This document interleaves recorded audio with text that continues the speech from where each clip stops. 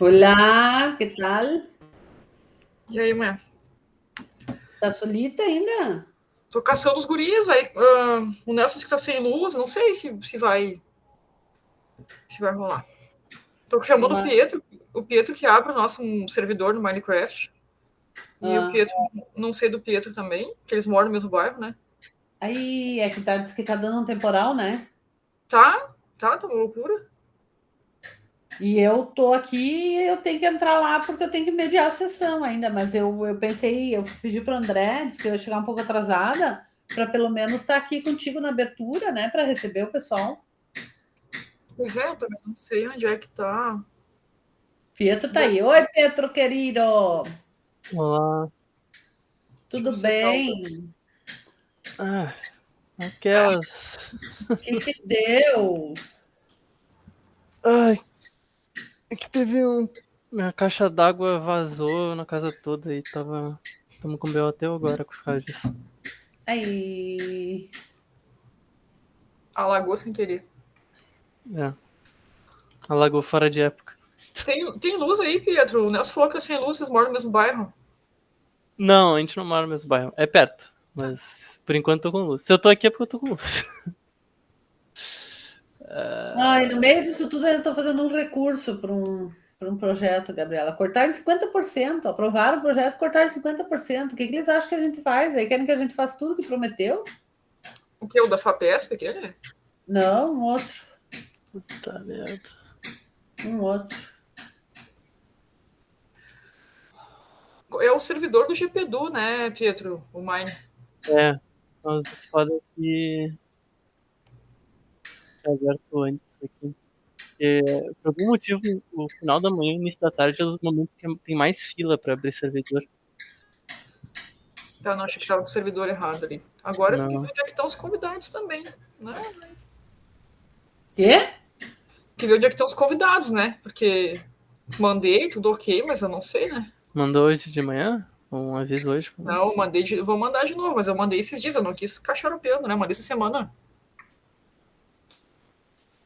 Mandei pros dois, né? Não, o Jefferson tá aí. Mas.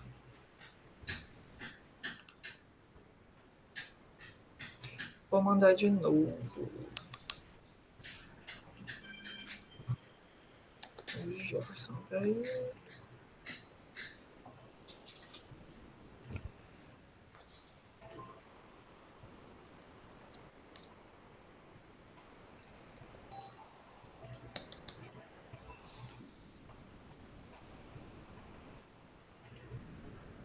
Tarde, Jefferson. Onde é que tá o Fernando? Ah, chegou o Fernando aí, ó. Oi, Fernando. Oi, Nerso. Oi, Jefferson.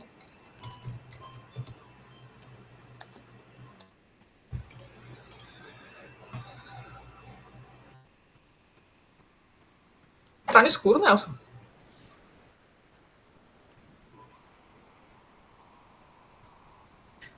Tá fechado ali o teu áudio, eu acho.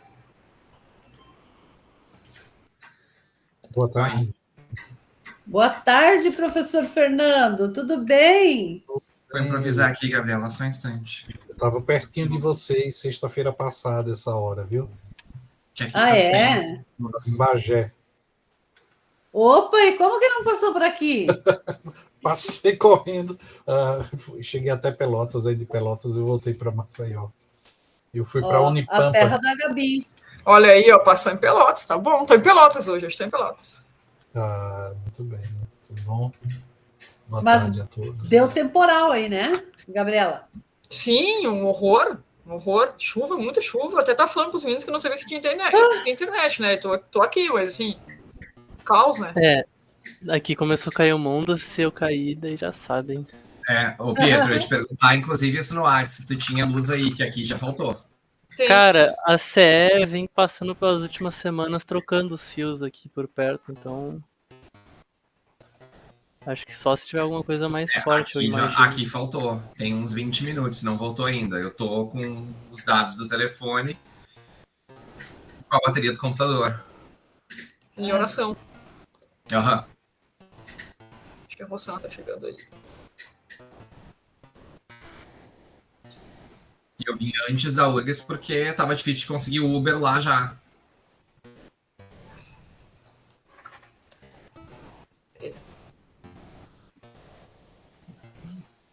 Olá, Rosana! Que bons ventos! Me ouve bem? Grande Sivaldo. Olá, Sivaldo! Olá, professor Fernando, professora Liana. Olá, pessoal, boa tarde. Ah, boa tarde. Boa tarde! O bom é o sotaque, né? Boa tarde, tem um boa tarde. Agora vocês estão me ouvindo? Sim, Sim! Ah, tá. bem. Eu tava mutada. Pietro, como é que tá nosso servidor de Minecraft? Eu dei a burrada de não ter começado a fila antes, então vai demorar uns minutos pra ele abrir. Não, mas também te preocupa. Gente, mas muito obrigada por terem aceito o nosso convite, né? Já de início, assim, né? Então, o professor Fernando aí, parceiro, né? Pesquisador de longa data aí, a Rosana, minha colega querida do curso de jogos, né? É uma alegria ter vocês aqui conosco numa ação da Rio Life. Mas daí é a Gabriela que vai fazer as honras, né, Gabriela? Eu só tô querendo dar essas boas-vindas, né? E expressar a minha alegria aí por vocês terem aceito o convite e a gente poder estar junto. E já justificar que eu vou ficar um pouco e tenho que sair porque eu estou no evento de cidadania digital e tenho que mediar a sessão que é do paradigma da educação online lá. Então, estou me dividindo. Sucesso lá. O Avatar ainda não dá conta disso, sabe, Fernando? Pois é, eu ia te dizer, bota um avatar aqui no Mine, bota um avatar no evento, o avatar não pede, o avatar nos projetos. E ainda tu teve que fazer um recurso para o CNPq. Não, hoje tá um caos. Bota o teu avatar fazer o recurso do CNPq também. Eu acho. Avatares. Enquanto a gente está na fila virtual, a gente está na fila virtual do servidor do Aternos, né, para poder abrir nosso servidor do GPDU, do Minecraft. A ideia do Papo e Play, eu fiz uma pequena síntese, né, quando mandei o convite para o professor Fernando e para a professora Rossana, uma pequena síntese, assim, né, da ideia do Papo e Play. O nosso hub, né, de jogos, gamificação e metaverso é um dos hubs da Real Life e o Papo Play é uma das ações do nosso hub que compõe a Real Life. A ideia é um bate-papo com pesquisadores. Já fizemos um bate-papo aberto para a comunidade em geral. Fizemos 3 encontros, né, de bate-papo aberto à comunidade e estamos agora no Papo Play Pesquisadores, que a ideia é jogar e conversar. Né? A ideia não é um evento acadêmico formal, onde a pessoa precisa preparar uma fala. A ideia é um bate-papo bem tranquilo mesmo, enquanto a gente vai habitando e jogando e conversando. Então, essa foi uma proposta, já é o 5º encontro do Hub, né, o 2º encontro do Papo Play Pesquisadores.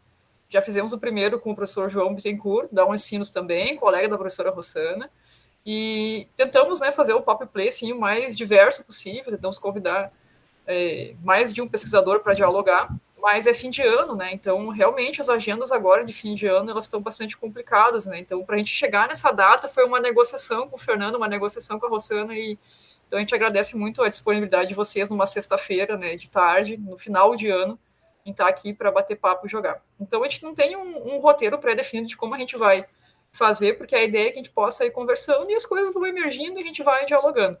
A ideia é que a gente possa jogar também no Minecraft, aqueles que têm instalado, né? Tivemos algumas dificuldades ao longo das ações aqui do Hub, porque muitas pessoas tinham versões mais antigas, aí o Minecraft hoje tá mais caro, tá na Microsoft, enfim, então fomos, né, tendo alguns percalços, enfim, mas a gente vai, dentro do possível, jogando com quem consegue jogar, e quem não consegue jogar ou não quer jogar, a gente vai batendo papo aqui e acompanhando. Então, essa ideia também de ter uma proximidade maior com os pesquisadores, né, poder estar aqui no Meet e fazer um diálogo mais aproximado, né, que é mais, apesar da tecnologia mediar, é um pouco mais quente, né, tem um calor mais próximo do que perguntas no chat do YouTube, por exemplo, que aconteceria numa live, né, então é um momento de troca, assim. Uma rápida apresentação, né, de um para o outro, só para caso não se conheçam, né, a professora Rossana trabalha no curso de Jogos Digitais da Unicinos, e ela tem toda uma formação na ciência da computação, de graduação, mestrado, doutorado. E aí vou pegar uma frase que está lá na tua apresentação, no site da Unicinos, Rossana, que tu fala que ama a tecnologia, criatividade, arte, né? Esse combo dessas três áreas. E o professor Fernando Pimentel tem a formação, digamos, bem na educação. É pedagogo, é mestre em educação, é doutor em educação. E entre várias coisas que nos unem aqui, uma delas são os jogos. Então, o professor Fernando também é dedicado a pesquisar as tecnologias digitais, com ênfase nos jogos.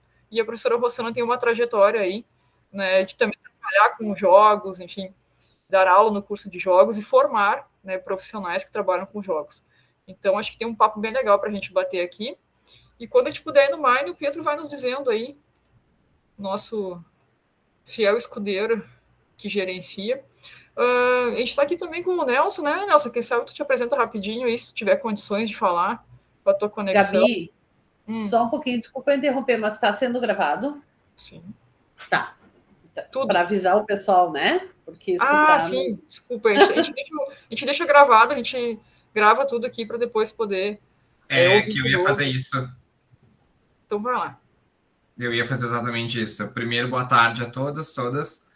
Eu sou o Nelson, sou doutorando em Educação na Unicinos, sou pedagogo, licenciado em Geografia, e no momento eu pesquiso a constituição da aprendizagem geográfica em ambientes virtuais, em mundos virtuais 3D, em metaversos. E, na proposta do contexto da minha tese de doutorado, nós habitamos o metaverso, o Minecraft enquanto metaverso, não apenas enquanto jogo, mas na proposta de habitar e co-criar espaços inventivos a partir da perspectiva do Minecraft, sobre o contexto do paradigma da educação online. É importante lembrar que toda essa conversa, então, ela fica gravada, tá? Então, se alguém não se sentir confortável, só nos avisa ali no chat, daí a gente toma os devidos cuidados depois, na hora, porque é importante para nós termos essas informações, o que foi aqui conversado, porque para nós é um insumo de pesquisa muito importante, é o que a gente pode tabular e pode, inclusive, promover outras ações.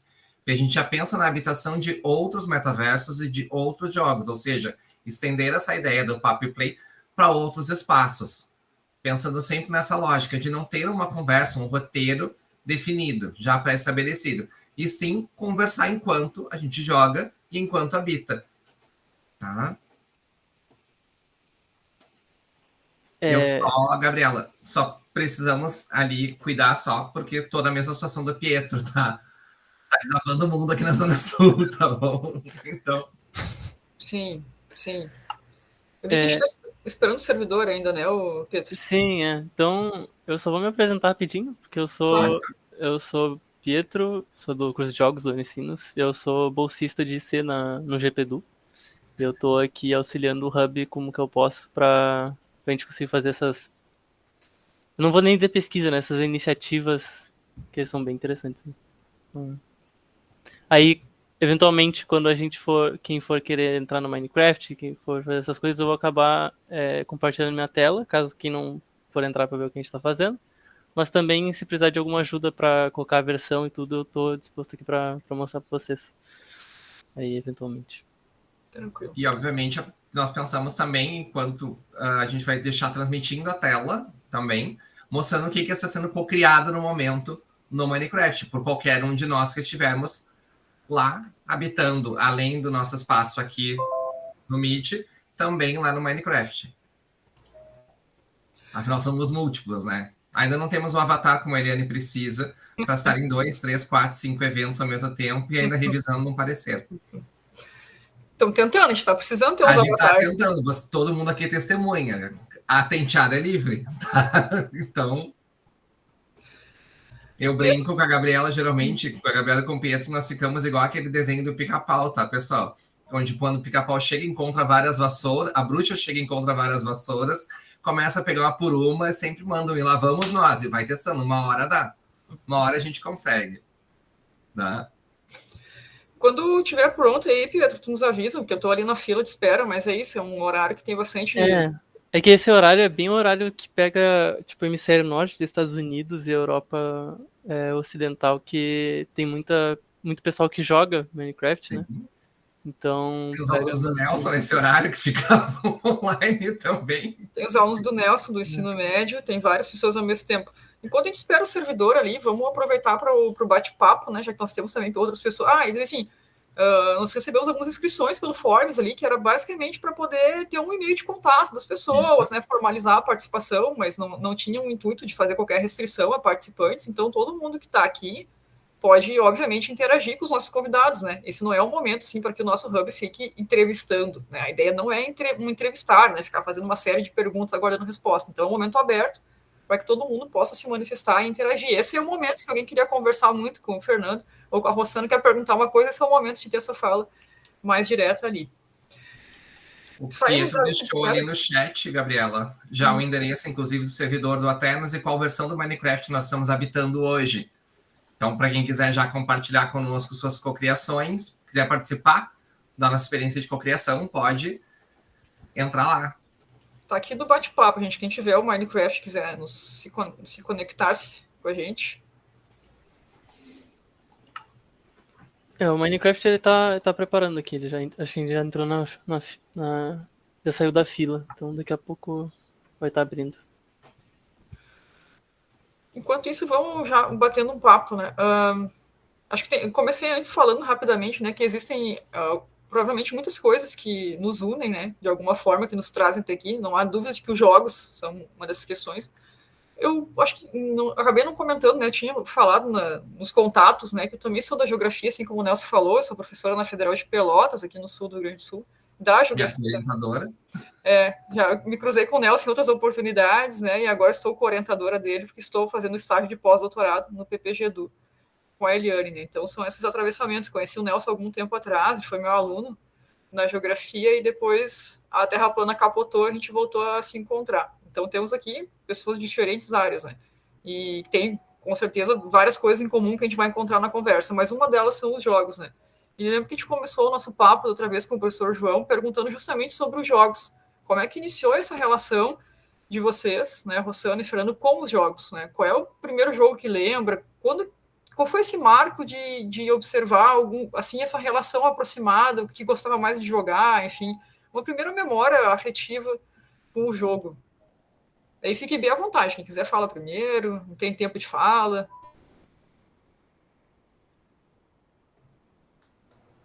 Um esperando o outro, aí. Muita gente, pessoal, um de cada vez. Boa tarde, pessoal. Né? Eu vou quebrar aqui o gelo e o protocolo, porque essa é a intenção, né? Mas eu quero agradecer o convite da Eliane, da Gabriela, para esse bate-papo aqui. Também tem alguns orientandos e orientados que estão por aqui também. E o doutor mais fresco aqui do PPGE, o doutor Luiz Cláudio, defendeu agora quarta-feira o doutorado dele, né? Devia estar descansando, mas já está aqui, porque também é um jogador inveterado. Olha, Gabriela, a minha memória primeira, eu não sei se é do Atari ou se é do Phantom System, tá? Alguns aqui nem sabem o que é o Phantom System, mas ele existia, né? Então, é claro que na adolescência, e principalmente naquela época no Brasil, não se tinha nenhuma perspectiva de utilização de jogos na educação. As pesquisas eram muito incipientes, né? Isso há 30 anos atrás. E como foi que eu comecei a pensar nos jogos digitais para a educação? Isso foi na saída do mestrado e no intervalo chegando no doutorado, né? Porque eu fui exatamente pesquisar como é que as crianças usam as tecnologias para aprender. E foi exatamente, né, na pesquisa do doutorado que a gente começou a observar que elas também aprendiam jogando, né? Seja de uma forma direta ou seja de uma forma tangencial. Tá? Então, a primeira experiência não foi numa perspectiva educacional, foi mesmo naquilo que nos faz ser gente, exatamente, que é essa dimensão do lúdico, né? De ter essa experiência e viver essa experiência que às vezes é boa, uma experiência que dá prazer, que dá satisfação, e às vezes causa frustração também, né? Então, Rossana ou Rosana? É Rossana. Rosana, e aí, o que é que você lembra? Minhas primeiras lembranças, eu não sei nem dizer quantos anos eu tinha, mas quebrando um pouco, né, pensando que eu sou professora do curso de jogos, né, eu tenho contato com os jogos já desde bem cedo, mas eu nunca fui jogadora de console, eu sempre fui jogadora de computador, porque tudo começou quando o meu pai, que ele era engenheiro, projetava computadores de bordos e tal, ele, eventualmente, ele trazia um computador que era da firma dele e deixava um tempo para ele trabalhar em casa, né, e, e aí ele mostrava para mim e para minha irmã alguns joguinhos que tinham na época, né? Eu tenho a impressão que aí eu não tenho nem certeza, talvez, dos nomes dos primeiros que a gente chegou a jogar, mas um que eu lembro que, assim, de eu bem pequena jogando foi o Dig Dug, né? Mas para PC. E mais tarde, né? Eu lembro muito daquele Prince of Persia, o primeiro, e um que era do Indiana Jones, que era muito legal também, e que era todo em inglês, né? E a minha irmã e eu, né, éramos crianças, a gente sabia ler, mas inglês não sabia. Então a gente ia tentando ali cada diferente opção, assim, a gente ia, pesquisava um pouco no dicionário para tentar entender, né, a história do Indiana Jones, né? E esses são os primeiros que eu lembro, realmente, né? O Dig Dug, o Prince of Persia, e assim, aquele primeirão mesmo, né? O 1, mas tudo sempre no PC, né? Então, até hoje, vou ser bem sincera, até hoje eu nunca tive um console, contrariando todas as regras. Tô namorando um Switch já há algum tempo, mas até hoje, né, sempre no PC. E em relação, assim, ao como o jogo apareceu na minha vida como uma ideia, assim, né, de ser algo que faça parte da carreira, né, foi uma coisa, eu vou dizer que foi um pouco orgânico, no sentido que eu, quando já desde a graduação, né, então na verdade eu entrei na ciência da computação porque, para mim, na época, era o que eu entendia que estava mais próximo da computação gráfica, né, eu lembro que inclusive, eu conto que eu buguei um orientador vocacional que uma vez foi na nossa escola, porque ele perguntou o que eu queria fazer e eu disse que eu queria trabalhar com 3D e ele não tinha ideia do que era aquilo na época. Então, aí ele até falou publicidade e propaganda, coisa assim, mas assim, em termos de currículos, eu não Ele jogou encontrava. verde para colher maduro. Ele ficou. Era engraçado porque para todos os meus colegas ele sabia, falava rapidinho um curso, direito, arquitetura, lá, e olhou o meu. E uma coisa que eu lembro que ele também ficou olhando muito nesse meu teste vocacional e que tem um pouquinho a ver com o que a Gabriela falou antes, era um teste bem antigo, era até da própria Unicinos, que foi lá na nossa escola, e ele dava assim, tipo um gráfico sobre as áreas que a pessoa se destacava mais, né? E para mim ficou. O resto ficou mais baixinho, nem lembro o que era o resto, né? E ficou a parte tanto da criatividade como das exatas, assim, os mais altos e ao mesmo tempo, assim, não sei se tinha um mais alto que o outro, né? Então, eu acho que na época ele ficou, mas o que essa guria vai fazer, né? Aí ele falou publicidade e propaganda, né? E eu fui olhar, vi que no currículo não tinha nada chamado com computação gráfica, até que me disseram, não, computação gráfica é da computação. Aí eu fui para computação, né? E aí, claro, aí desde a graduação eu fui bolsista de iniciação científica na área de computação gráfica, né? Sempre pensando em coisas assim. E assim, no início até não era jogo, eu pensava mais tipo Pixar, animação, essas coisas, né? Mas no final acabei justamente, né, em relação assim às pesquisas que eu fui trabalhando, pensando em algo mais interativo e indo para a parte dos jogos, né? E aí, claro, quando abriu vaga, né, professor de curso de jogos na época, né, ainda mais na área da computação gráfica, eu acabei entrando, e aí sim que eu comecei a entender, né, que, pô, existe também a possibilidade de fazer jogos, né? Então, eu sempre fui mais pela computação gráfica que me levou até os jogos, né? E aí é onde eu tô agora, né?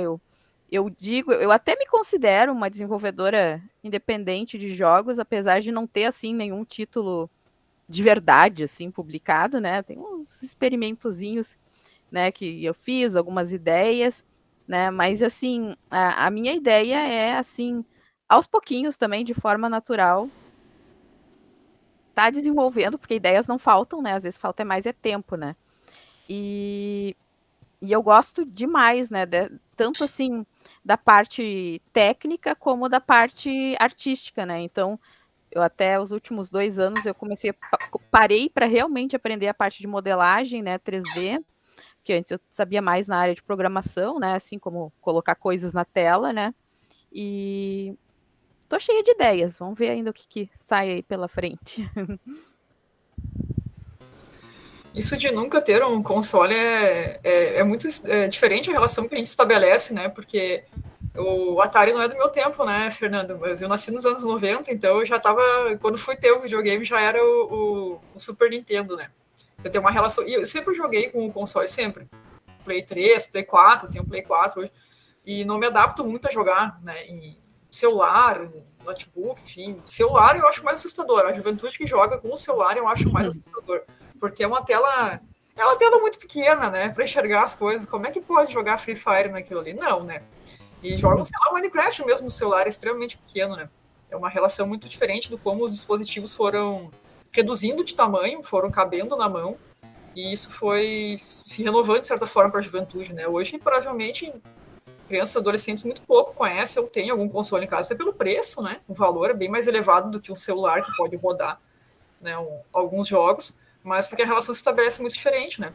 E aí a gente tinha também a coisa do compartilhar, né? Do jogar os consoles com 2 controles, né, ter os jogos multiplayer para jogar, sei lá, com 2, com 4, né? O Mario Kart, que era para 4 pessoas jogar, que era uma coisa do compartilhar mais presencial físico, né? Hoje o jogo online ele compartilha, mas é cada um no seu, conectado, né? Vem um controle só, já não vem 2, para comprar o segundo já é mais caro, então a dinâmica do contato com o jogo, ela mudou muito ao longo do tempo, assim, né? Sei que você tem criança em casa também, deve observar isso de perto, não sei se o Fernando também convive com crianças e observa, como é que vocês observam essa relação que se estabelece, assim, que é muito diferente através das gerações, né? Com o digital, com os jogos. Eu queria fazer 2 observações. Primeiro, que a Rossana, quando fala do Indiana Jones, né, eu também acompanhei essa perspectiva lá do Indiana, e aí a gente tem uma das primeiras experiências de verificar exatamente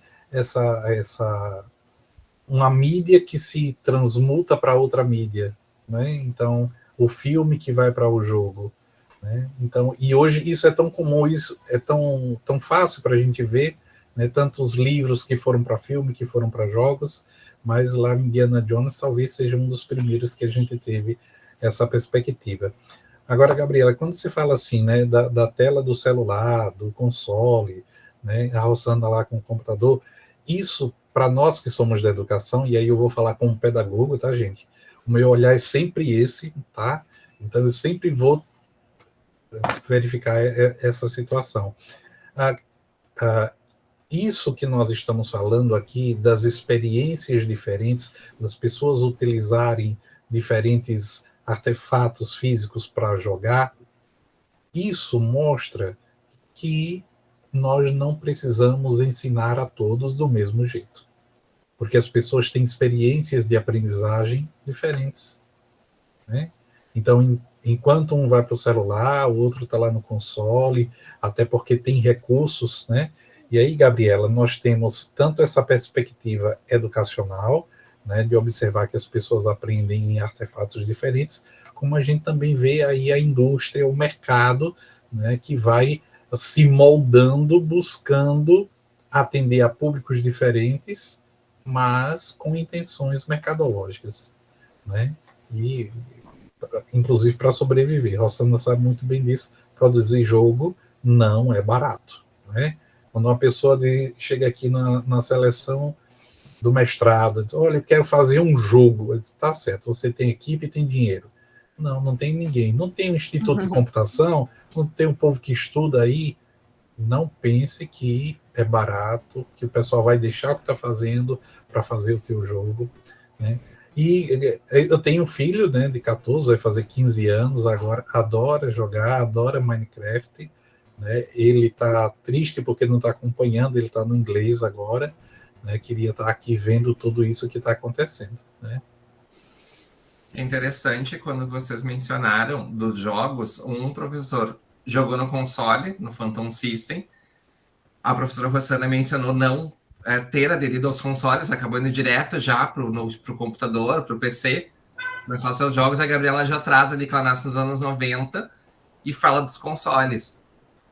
Eu nasci nos anos 80 e eu conheci o telejogo, eu herdei. O meu primeiro contato com videogame foi o telejogo. Eu me lembro que era uma caixa de madeira com 2 botões e o jogo era uma coisa assim, bizarra. Mas eu adorava aquilo ali. E foi ali o primeiro contato. E depois vieram outros jogos, e quando vocês falaram agora do Indiana Jones, eu lembrei que a gente tem uma das primeiras também experiências, que é o Mortal Kombat, que foi muito criticado, inclusive, quando foi lançado, lembram? Sim. Porque o filme não aderiu à proposta do jogo, não tinha os elementos, os golpes não eram precisos. E era muita gente, porque eu consumia aquelas revistas que tínhamos na época, Ação Games. Porque hoje em dia o pessoal, duas, três perguntas no ChatGPT, no Bing, ou em alguma outra inteligência artificial, ou indo para o próprio Google mesmo, como os incas faziam, que nem eu brinco com os meus alunos, o pessoal justamente vai e pesquisa o comando que eles querem dar. E na minha época não, tinha que ficar debulhando uma revista que saía a cada 2 meses. Então era muito surreal. E as revistas eram focadas num console. Eu lembro que eu tive o Mega Drive. Porque ali foi o meu pai que me deu, né? De presente o Mega Drive. Porque o Atari foi o Papai Noel que deu, né? Então, já uma ruptura naquele momento. O Papai Noel presenteou com o Atari, porque as notas tinham sido boas no colégio, então tinha acontecido isso.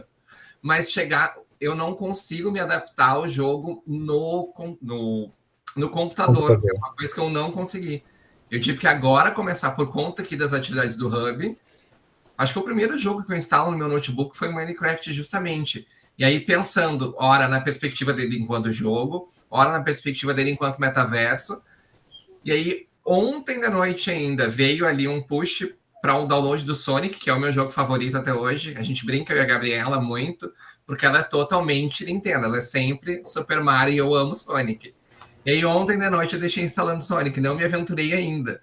Porque eu fico pensando como que eu vou jogar sem o joystick. Eu ainda falo joystick, inclusive, que para os meus anos é controle, né? Eu tive que mostrar um gráfico, professores, com histórico, como eram e o que resultou hoje. E eles davam risada. Agora a gente está em período que eles já estão reduzindo as aulas, né? Então nós levamos os professores a alguns videogames e estamos fazendo algumas sessões de jogatina na escola. E aí, Rossana, eu me lembrei o apelo que ainda tem, por exemplo, jogos de movimento. Uhum. Eles falam em fazer jogos porque eles têm uma adoração pelo Just Dance, pelo Kinect, e que não é mais fabricado. Então a tristeza deles quando descobrem que aquilo ali não tem mais, que é o único, eles param na frente e brincam como se fosse uma entidade aquele Kinect. Tem que cuidar, professor, porque se estragar não tem mais. Não tem mais. E assim, como nós estamos gravando, eu esqueci de dizer logo no início, nós vamos ser assistidos, né, pelas pessoas do futuro. Aham. Então, atenção, pessoas do futuro. Em 2024, era assim que a gente fazia os nossos bate-papos, tá? Então, não se assustem, né? Então, porque assim como as crianças, Nelson, se assustam com aquilo que a gente apresenta da nossa infância e da nossa adolescência, também a turma que vai nos assistir no futuro talvez estranhe aqui que nós estamos com a cara e não com o avatar. Sim. É mesmo. Eu só queria comentar que, tipo, como é engraçado a mudança de gerações e o quão rápido é essa mudança. Porque, assim, eu vindo de uma geração, obviamente, mais nova, eu não tive essa experiência tão grande de ver as gerações passando e tu ver a tecnologia mudando. Só que, pra mim, é muito engraçado. Eu que comecei, assim, me aventurar, né, nesse mundo todo de jogos e internet, coisa assim, no início dos anos de 2010, tipo, minha geração foi a geração do computador, tipo assim, de jogar no computador o tempo todo, tanto que até hoje, tipo, o computador é parte do que eu sou, assim. E só que poucas gerações depois, tipo assim, poucos anos depois, já começou essa criançada do telefone que nem sabe mexer num computador. e muito rápido. Aí eu me pergunto, e daí se algum dos professores quiser comentar nisso, do quão rápido é isso, se está avançando mais rápido, e se estiver avançando mais rápido, essa questão dessas mudanças, em o porquê deve ser tá acontecendo isso. É o que eu pensei. Eu até acho bem interessante tu ter comentado essa questão, né, do que vai ser agora a geração alfa, né, o pessoal nascido depois de 2010, porque justamente é o pessoal que já nasceu com praticamente o celular em casa, né, então, e isso eu tenho notado como professora, nas próprias, como eu sou dessa parte mais técnica e de programação, né, até pouco tempo atrás, os nossos alunos, eles tinham uma certa habilidade maior em usar o computador na hora, assim, por exemplo, eu peço para fazer um arquivo compactado, por exemplo, eles sabiam já o que eram e faziam. Hoje, alguns me perguntam, porque muitos deles não tiveram. Eles jogam ou no console ou no celular, né? Então, eles não têm uma vivência tanto no computador, usar o sistema operacional, usar. É muito interessante, né? Porque teve toda, né, nos décadas, né, de 90 e anos 2000, teve bastante essa coisa, né, de colocar nas escolas aula de informática, o pessoal aprender essa coisa de sistema de arquivos, né, o uso básico, né, de um sistema operacional. E eu tenho percebido já, né, e assim, a gente tem que fazer, aquela coisa que no início até me assustou, como assim? Foi inclusive uma prova uma vez, que eu pedi pro pessoal no final compactar o arquivo e mandar o zip, né, e vários me perguntaram que não sabiam como fazer. E era uma disciplina de programação, inclusive, de primeiro semestre, né? E aí que eu comecei a me dar por conta, né? Porque agora a gente já tem alunos ali nascidos em 2006, 2005, acho que até 2007, se eu não me engano. E realmente já é uma geração que teve uma vivência um pouco diferente, né? Com essa questão da tecnologia, né? E eu considero isso muito rápido, né? Eu tive contato com o computador mais cedo do que pessoas da minha geração. Eu sou nascida no início dos anos 80, por causa do meu pai, né? E então eu cheguei a ser assim uma pessoa diferenciada que tinha acesso à tecnologia um pouco antes, né, do que alguns outros colegas assim de aula, né, de geração. E eu vi exatamente essa coisa da introdução, as pessoas começando a aprender a usar o dispositivo, o PC, mas depois, né, de um tempo, o celular entrando com tudo, a ponto de que realmente, né, o celular e tablet, tem muitos lares, né, se for pensar pessoas que, de repente, não tem ninguém que trabalhe na área mais de tecnologia, coisa assim, que eles vão ter o tablet, vão ter o celular, vão ter o console, né, não só para a questão de jogos, mas para fazer as atividades que precisa fazer de internet, pesquisa, essas coisas, né. Então, eu tenho notado isso, pensando um pouco nesse âmbito ali da próprias, né, pensa assim, a pessoa está ali fazendo ciência da computação, está ali fazendo jogos digitais e aprendendo a parte mais de programação, mas o background é bem diferente do que alunos que, sei lá, 5 anos atrás, né, já não tinham essas questões, né. Então eu me impressiono bastante com esse passar do tempo e eu vejo isso diferença, né, inclusive a gente se adaptar com o que vai pedir, adaptar em termos de linguagem, né, para conseguir justamente alcançar e também sem aquela coisa do deboche, né? Porque, como eu falei, assim, às vezes o pessoal fica, mas como não sabem fazer? Não, é outra geração, nasceu diferente já, né? Teve à disposição diferentes dispositivos, né? Mas eu fico bastante impressionado, assim, eu acho incrível isso. Em alguns momentos a gente encontrava os alunos que chegavam à universidade que não tinham e-mail, né? E aí você tinha que... Eu trabalho com a disciplina de Educação em Tecnologias, que ela é no primeiro período do curso de Pedagogia, então a gente tinha que parar uma aula, né, para ensinar o que era um e-mail, como fazer um e-mail, etc. e tal, porque eles iam precisar durante o resto da aula. Então, hoje, todos já têm um e-mail, até porque é obrigado no momento da matrícula, mas que passam a semana sem acessar o e-mail, né, que não tem.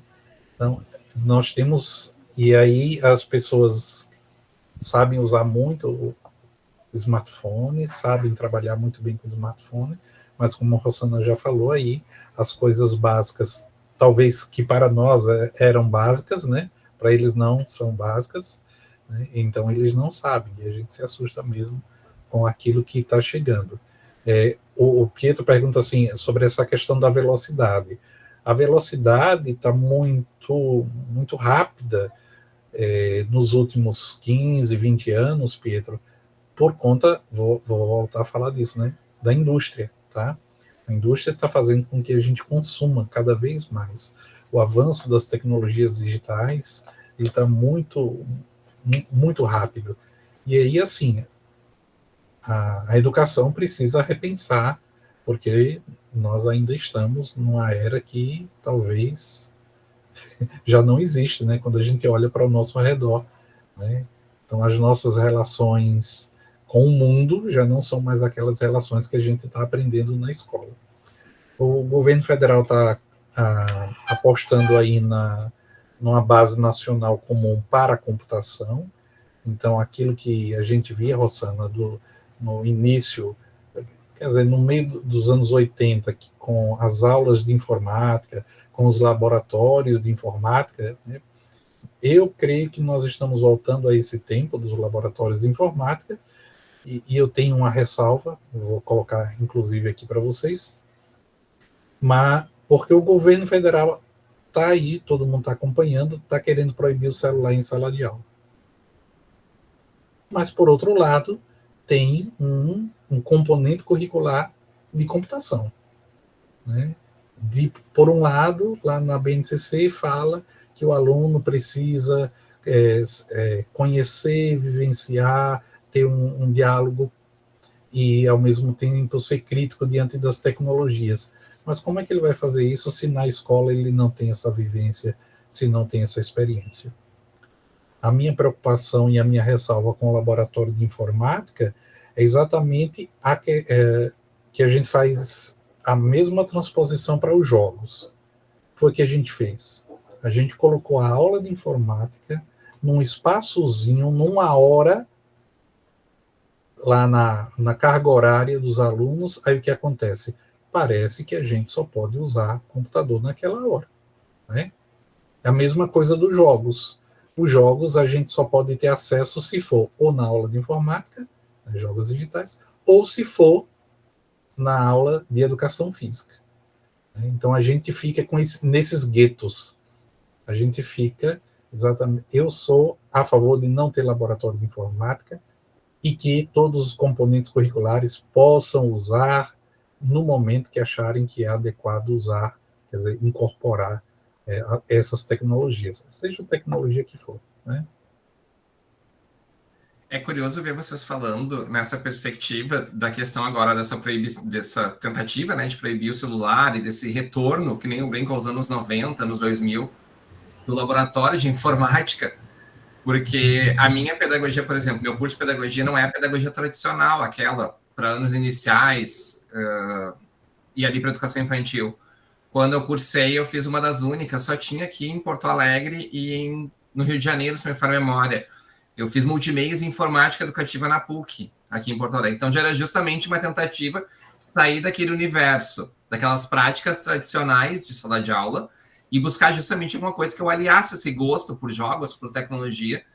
E eu lembro que meus colegas de curso, nós éramos meio que uns ETs dentro da universidade, porque nós já ficávamos num andar separado do restante da faculdade de educação, ali na PUC, no prédio 15, porque todo mundo tinha aquelas aulas práticas dele, de metodologia, das didáticas e tudo com muito material manual. E as nossas eram majoritariamente num laboratório de informática. E o pessoal ficava olhando assim, chocado, que a gente não carregava EVA, não carregava TNT, não tinha uma tesoura, uma pistola de cola quente, a gente carregava disquete, pendrive. Se entregar um EVA e uma tesoura para você, você vai ser reprovado, né, Nelson? Até hoje, o meu recorte de colagem é péssimo. Eu me lembro que o meu primeiro contato com a Gabriela foi, ela pediu uma atividade para nós na faculdade de geografia, onde nós tínhamos que pensar numa proposta para trabalhar conceitos básicos da geografia, de espaço enquanto paisagem, região, território e lugar. E aí eu até tenho esse trabalho guardado, porque foi quando ela me mandou, inclusive, um retorno dizendo como é que tu chegou nessa ideia? Porque eu peguei em casa e pensei, eu vou tentar fazer o recorte e colagem, era pandemia. Gente, minha representação saiu péssima. Mas quando ela pediu outras coisas que podia envolver o digital, ali eu surfei, justamente porque não desenvolvi aquela habilidade que os colegas tinham. E muita gente buscou na época o curso de multimeios e informática na PUC e buscou as especializações em informática na educação com esse viés, sabe? Eu me lembro, isso era muito forte, era para não ficar só focado no laboratório, mas transformar todas as salas em laboratório, que pudéssemos explorar esses espaços. E hoje a gente vê esse retorno mais forte do que nunca do laboratório. Às vezes eu fico me perguntando, daí não sei como é que é para vocês, tanto Fernando quanto Rosana, se isso também não acontece por conta dessa cultura dos espaços maker. Porque, querendo ou não, eles se constituem também enquanto um laboratório. E às vezes eu fico com esse sentimento. Eu queria ouvir um pouco você sobre isso. Rosana começa?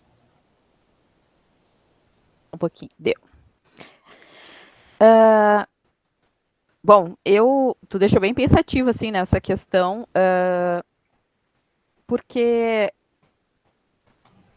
a gente tem, né, eu acho que, na verdade, assim, isso são meio que muitos fatores, é meio difícil colocar um só, né, para essa tendência que a gente está tendo agora, inclusive essa questão toda, né, do celular em sala de aula, né, que eu acho que é uma discussão que está bastante, como é que se diz? Em evidência, eu diria. É, Né? isso. Forte, Faltou a palavrinha. Tava com trend, né? Né? Não, mas também não deixa de ser. Não deixa de ser um é. trend, porque é um assunto do momento. Exatamente, né? E ao mesmo tempo, né, eu tô aqui em casa com a minha sobrinha, né? Ela tem 8 anos, que o que a gente tem visto hoje, né, que é meio que assim, por exemplo, a minha irmã, ela não. Minha sobrinha não tem celular, né? Ela tem 8 anos. E a minha irmã, não, a princípio, não deixa ela mexer no celular quando ela está em casa. Como a minha irmã conhece, né, sabe que a titia é a titia das informática, dos jogos e, né, das coisas, ela deixa eu usar, né, ela manda usar, tanto que meu celular é cheio de joguinho, começou desde a Moranguinho e coisa, agora ela tá com gostos cada vez crescendo junto com ela, né, My Little Pony tinha, né, eu ainda tenho tudo no meu celular, tá cheio de, né? Porque aí ela aproveitava para jogar aqui, né, comigo. Mas assim, o que a gente tem visto, né, atualmente é também a questão do nem todos os pais, né? E isso assim, eu não estou aqui para julgar absolutamente nada, né? Mas em relação à educação dos pais, mas tem esse controle maior e sim, né? É aquela coisa que eu vejo minha sobrinha, um pouquinho que está aqui, às vezes a gente tem que mandar então parar. Aliás, meu celular está sempre descarregado agora quando ela está aqui em casa, porque ela está toda hora e vai até o fim, né? E essa questão do. Porque realmente é muito atrativo, é gostoso, é diferente, né? E aí entram várias questões, tanto daquela questão do vício em telas, né? Que tem se falado bastante, e que era já uma discussão antiga desde a época só da televisão, né? Mas a questão também, hoje, que representa alguns perigos em relação à questão do online, né? Se as crianças estão se comunicando com pessoas desconhecidas, né? E isso transportando para a sala de aula, né, no momento que a criança leva o celular e acaba, né, muitas vezes distraindo durante a aula, claro, causa toda a preocupação dos professores em relação de realmente o que eles estão propondo não ser atrativo, né, a dificuldade de tirar, às vezes, né, conseguir a atenção dos estudantes, e aí parece estranho esse contraponto de voltar o laboratório, porque aí vocês podem dizer, mas eles já estão o tempo todo mexendo em tela, vão colocar agora, né, os laboratórios de informática de volta, né, para eles continuarem mexendo. E aí eu acho que tem algumas questões interessantes, que aí foi que o próprio Nelson, né, comentou sobre, porque aí parece estar, é uma coisa assim, que enquanto né, anos 80, anos 90, isso era algo assim super de inovação, vamos dizer assim, agora o pessoal já vê quase como um retrô, voltando para os laboratórios de informática, né? E eu acho interessante no contexto de justamente, né, trazer E aí sim, pensando um pouquinho nesse voltar, né, a possibilidade, né, o uso, né, não que não dê para fazer no celular, porque o celular também tem, né, mas assim, aí que vem com a questão do maker que falou, né, eu acho que isso tem alguma coisa a ver, porque num computador, né, que em geral, né, a gente tem então mais um hardware, apesar de também, de novo, celulares atualmente, né, estão muito bons, tem rodado muita coisa de programas mesmo, assim, de edição e tudo mais, né, a última, eu que sou da área mais ali né, da computação gráfica, mas, assim, o atual software que as pessoas usam para fazer escultura 3D, que é um software bem pesado já para computador, agora tem a versão para iPad já, né? E aí tu pensa assim, não que não possa se usar, né, o móvel, eu acho mais questão da tela, o iPad, mas o celular para se criar coisas. Mas ainda assim o computador acaba sendo visto como uma ferramenta mais então de trabalho, de criação. E eu acho que é aí que vem essa questão da volta, né? Mostrar que para o virtual, né, enquanto talvez tenha essa tendência, talvez, de ficar só na expectativa, de a pessoa ficar sem criar, só consumindo, começar também a produzir conteúdo, produzir coisas diferentes, né? Então, eu acho que são tantos fatores, né? Porque parece um paradoxo, ao mesmo tempo,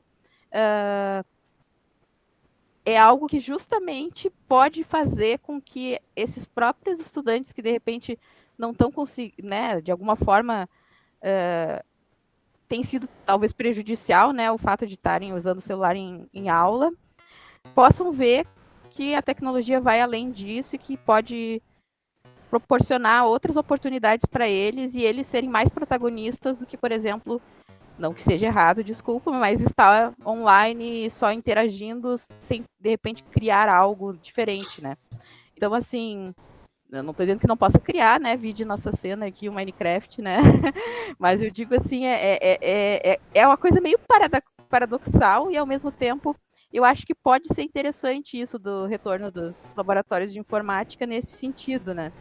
Mas ao mesmo tempo leva a questionamentos. Confesso que eu estou aqui meio que agora andando quase em círculo no meu pensamento, porque realmente é um pouco estranho e ao mesmo tempo pode ser que role, pode ser que seja algo legal, né? Então eu tô só para ver o que vai acontecer, né? Não tem muito. Basicamente isso. É pensar assim, Rosana, quais serão as propostas que vão ser desenvolvidas, né? Então é para ele ter uma aula de informática. Então, aí eu me lembro da Microlins, né? Vai ser uma aula Microlins, né? E o pior que está gravado, depois eu vou receber um processo. Eu lembrei da Data Control que tinha aqui no estado, que era rival da Microlins. E aí o professor de língua portuguesa não vai usar, o professor da matemática não vai usar, né? O professor de geografia, né, Gabriela, não vai usar. Então, a perspectiva que eu defendo é que todos os componentes curriculares, em algum momento, possam fazer a adesão das tecnologias, dos jogos, né? Porque, veja, vocês conhecem alguma profissão que a pessoa está lá no meio da atividade e ela vai dizer, bom, agora eu vou parar o que eu estou fazendo e agora eu vou usar tecnologia? Não, né? Então, imagina o motorista de ônibus, que ele vai ter que parar o ônibus, porque eu nem consigo mais imaginar, porque os ônibus agora têm todo um sistema de computação que vai indicando uma série de fatores que o motorista precisa, né? Mas eu vou pegar outro exemplo muito mais fácil da gente entender. Então, um supermercado. Imagina a pessoa que está lá no caixa, ela está operando um computador, né? Então, nem ela está tão normal, está tão na vida da pessoa, que ela nem percebe que está usando um computador.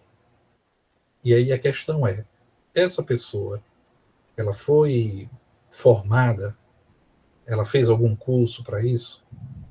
Alguns anos atrás, eu acho que foi antes da pandemia, os supermercados aqui começaram a colocar os caixas self-service, né? Então, você chega lá no caixa, você mesmo vai passando lá o código de barras e depois você faz o pagamento, etc. e tal. Mas ainda tem uma pessoa lá para ajudar aquelas pessoas que dá algum erro no código de barra, alguma coisa nesse sentido.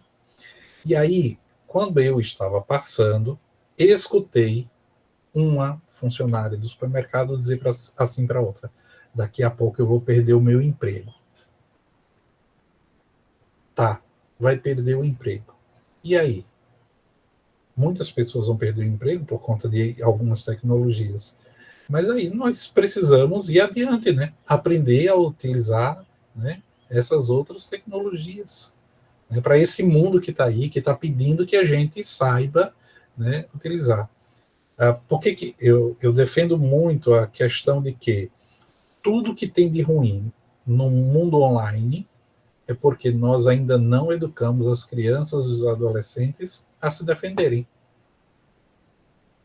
Então, no momento em que a escola e a família começar, tem um jogo, está jogando aqui o Minecraft, ok, o pai sabe o que é? O pai sabe o que está acontecendo? Nós estamos aqui, não sei, era o Pietro que está... Quem que está aí? Né? É o Pietro, né? Pietro, quantas pessoas estão aí no Minecraft? No momento só eu, tava a Gabriela antes. Pronto. Tá, mas imaginemos que aqui tivesse 10, 12 pessoas. Será que o pai sabe que a criança está lá com 10 ou 12 pessoas e ele conhece aquelas pessoas ou não conhece? Né? Então a família precisa saber o que a criança está jogando, né? O que ela está criando. A escola precisa utilizar isso aqui, né? Bem, mas não quero também monopolizar a ideia não, tá, Nelson? Não, o Nelson está assim, pensando. Eu fiquei pensativo, porque eu fiquei me lembrando agora que esse semestre eu fiz uma prática com os meus alunos, envolvendo inclusive o contexto da minha tese, e eu tive que chamar alguns pais para explicar o que estava sendo feito, qual era a proposta, porque assinaram uns termos e tal, seria aquele famoso, não leram nem o que assinaram, mas como assim? O meu filho passa agora à tarde jogando. Da onde isso, sabe? E eu tive que chamar esses pais novamente na escola, explicar o que seria feito, e eu tive pais assim, não, mas peraí, estudar no meu tempo é caderno, é anotar, é coisa no quadro, é prova, sabe? E o mundo mudou, as coisas mudaram, as pessoas mudaram. Então, foi feito não só um trabalho, que nem eu digo, de cultura com os meus colegas professores, porque vários não entendiam o que estava sendo feito na disciplina, porque não era uma aula de geografia, era uma aula de democracia e relações sociais, por causa da grade nova, né, do ensino médio. Então, contextos geográficos vistos nessa perspectiva, os alunos criando, inventando uma nova proposta de escola, inventando novos espaços escolares no Minecraft, sabe? Então, para alguns pais e colegas mesmo, professores, eles bugaram na hora, sabe? Deu tela azul, que é uma coisa que eles não conhecem hoje em dia, né, Rosana? Eles não sabem que é tela azul. O que é tela azul? É. Eles não sabem. Quando eu falo para eles, não, gente, acontecia. O Windows, quando travava, entrava uma tela azul. Então, cara, eu já tive essa fatídica tela azul, é triste. Eu não vou falar que eu sou do tempo da tela chuviscando, né? Eu conhecia a tela chuviscando. Não, eu já peguei a tela azul, a tela que chuvisca, não. Não era no computador, era na televisão, né? Quando saía do ar, ficava a tela chuviscando. Porque é outra coisa, são alguns pais dos meus alunos, eles têm a minha idade, eu tenho 44 anos. Alguns alunos moram com seus avós, moram com outros parentes e tal, mas eles sempre relatam que no tempo deles se educava. No tempo deles, sabe? É sempre aquela nostalgia. Mas aí a minha pergunta para esses pais geralmente iniciava, mas e tinha algum momento que vocês queriam fazer diferente? Que proposta vocês pensavam? Majoritariamente, eu diria que uns 90% desses pais diziam, eu queria poder jogar algum jogo na sala de aula. Então, é isso que está sendo feito. Não com a tua geração, mas está consertando isso, está propondo essa mudança de paradigma agora com a geração do teu filho, do teu neto. E aí parece que eles saíam um pouco mais tranquilos. Agora eles foram convidados, dia 16 de dezembro, a gente vai fazer uma amostra dos trabalhos na escola, para que as famílias vejam o resultado das criações dos alunos. Teve aluno que produziu, a Gabriela lembra, o Pietro também. Teve aluno que produziu curta-metragem, que não foi pedido. Era só mostrar o resultado da criação deles. Eles viajaram e produziram curta-metragem. E aí você num filme que é o Jogador Número 1, que é o filme deles. E aí você se pergunta quantas habilidades e competências esse grupo teve que desenvolver para criar o curta-metragem. Exato.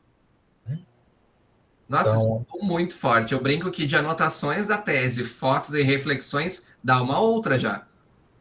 Dá muito mais coisa, né? A gente tem essa coisa ainda muito conservadora quando se trata de educação. O Fernando falava antes das profissões, né? Sim. Não existiria motorista de aplicativo sem a tecnologia. Não existiria Uber, né? Sim. 99, enfim, não existiria esse tipo de trabalho, enfim, embora tenha uma precariedade, mas ele sequer existiria sem a tecnologia. E as pessoas usam. Eu não vejo pessoa saudosista na rua. Nossa, como eu gostava de pagar a bandeira 2 pro táxi. Como eu gostava, né, de não ter um táxi à mão em qualquer lugar. A gente não vê as pessoas falando isso, assim, né, sobre, nossa, como era bom fazer um cheque ao invés do Pix.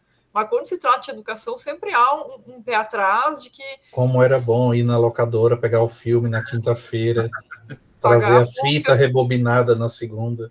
E se não pagar, e se não rebobinar, tem que pagar, não esquece. Pagar, ficou mais que um dia pagar. Então, algumas coisas a gente não ouve ninguém dizer, né, assim, com uma certa saudade, porque ninguém quer mais andar com um bolo de dinheiro no bolso se tu pode fazer um Pix rapidamente, a custo zero. Né? Tu não quer andar com um talão de cheque, tu não quer ter que trocar isso pessoalmente numa agência bancária. Tem coisa que simplesmente se naturalizou fazer o uso. E quando se trata de educação, não. Então, sempre alguém tem uma receita, sempre alguém tem algo a dizer sobre educação. Na maior parte das vezes, não são os educadores que são os que falam, né? Então, sempre tem alguém a dizer alguma receita e a ter algum tipo de saudade de que no meu tempo era melhor. Então, a gente ainda é muito positivista da ordem e progresso, né? Talvez daí venham essas ideias de escolas cívico-militares, onde ter uma farda, sentar, bater uma continência, vai ser a solução, porque vai ter a ordem, né? Mas o fato de ter uma ordem, ter uma hierarquia, não significa qualquer coisa, do ponto de vista de aprendizagem, né? Mas a gente ainda se baseia, pelo menos no Brasil, muito nessa ideia, né? Então, o celular, essa discussão do celular também passa muito por isso, né? Porque então virou bagunça, eles não olham mais para mim, eu não sou mais o centro da atenção, eles estão na rede social, não há mais ordem nessa sala, e, portanto, se eu proibir o celular, eu vou resolver. Também não vai resolver.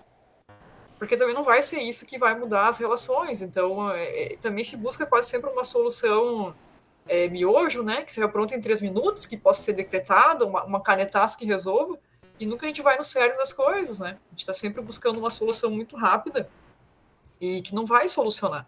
E pensando antes no que o Fernando falou também, e a Rossana, sobre a questão de laboratório, a gente tem um certo fetiche, né, as coisas em currículo, em ter disciplinas, em ter uma carga horária. Então, assim, por que eu tenho que ter informática como uma disciplina de X horas, com X períodos, enfim?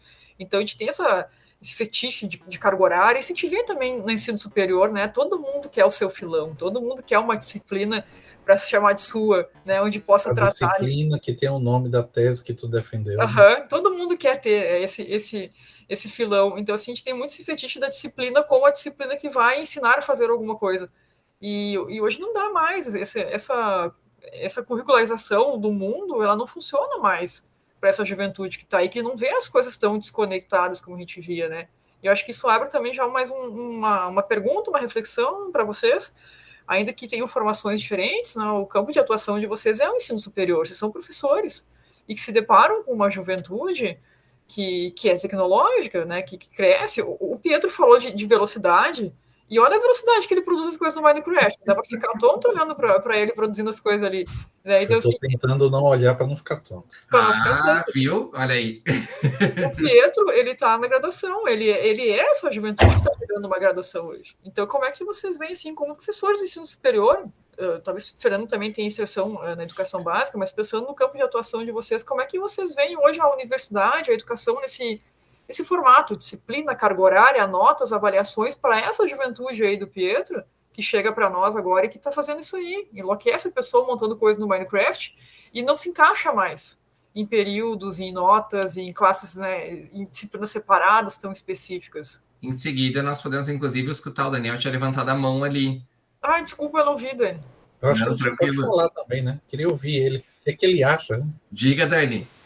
Não, é que essa discussão do celular, na proibição do celular, não sei o que, foi um tópico que surgiu na minha casa também. E a gente tava, enfim, tava conversando na mesa do almoço, assim, lá.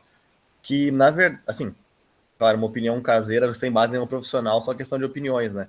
Mas a gente acha também que tem muito a ver com Na verdade, quem tá pagando, tá todo mundo pagando por uma coisa que acontece, acho que mais nas escolas particulares, né? Que tá acontecendo muito, tá o aluno gravando o outro, aí tá gravando o professor, e aí gera por exemplo, lá em Porto Alegre tem um amigo da minha mãe, que ele é diretor da escola lá do Farroupilha. E lá o Farroupilha, em Porto Alegre, é uma escola super grande, o pessoal tem muito dinheiro, muita coisa. E aí diz que uma coisa que aconteceu, e acho que está acontecendo bastante, é assim, um aluno gravou um vídeo do outro, aí usou a inteligência artificial e criou um nudes, alguma coisa assim, e espalhou. Só que aí isso numa escola particular, tu gera ali um processo, e aí o outro pai também é dono de uma empresa, vai processar de volta, e a escola tá no meio disso, e aí alguém tem que pagar essa conta, né? Então a gente tava conversando um pouco assim, acho que um pouco dessa parte O problema não é a escola pública, não é assim, na escola pública essas coisas não vão acontecer, não vão tomar essa proporção, né? Aconteceu isso, um vai lá dar um soco na cara do outro, acabou. Não vai vir um advogado, uma coisa assim. Então, eu acho que um pouco também dessa questão de querer proibir, acho que é também tirar a escola tentando evitar essas coisas, assim, sabe? Tipo, mas não adianta, não é uma educação, né? Não é uma forma de educar. Não é bem a solução da coisa, né? Porque também tem aquela coisa, no Brasil, quando uma coisa vira proibida, fica mais legal de fazer, né? Sim. Mas, Não, é importante a tua fala, Daniel, porque eu passo por isso. Eu tenho colegas que ficam brigando que os alunos estão jogando o tempo todo. No momento que eu trouxe o jogo para a sala de aula, que eu trouxe com uma experiência de habitar, inclusive, pensando numa lógica, enfim, de metaverso, parou o problema na minha visão. Porque aquilo passou a fazer parte do dia a dia deles, sabe? Então, eu reduzi, talvez, vou usar aqui a palavra, assim, por mais equivocado que seja para alguns, mas eu reduzi o impacto desta forma, sabe? Isso passou a fazer parte da minha prática. Então, eu não tive mais este problema, porque os alunos, consequentemente, era todo mundo. E eu confesso que fico também, Fernando, bastante enjoado, obviamente, se eu olhar muito para a tela, mas aí a Gabriela sabe, a Gabriela e o Pietro que estão mais comigo no Hub, eu tomo um medicamento com a labirintite, porque senão não consigo jogar videogame. Como eu sempre fui alucinado por videogame, então para jogar já faz alguns anos, que para poder sentar e dar esse mergulho todo, eu tenho que fazer o uso de labirinto ou Ronal na hora. Então, como eu sabia que eu tinha o Hub, meia hora antes eu tomei e aí eu tô pleno aqui. Você encontrou sua estratégia. Foi, para poder continuar jogando.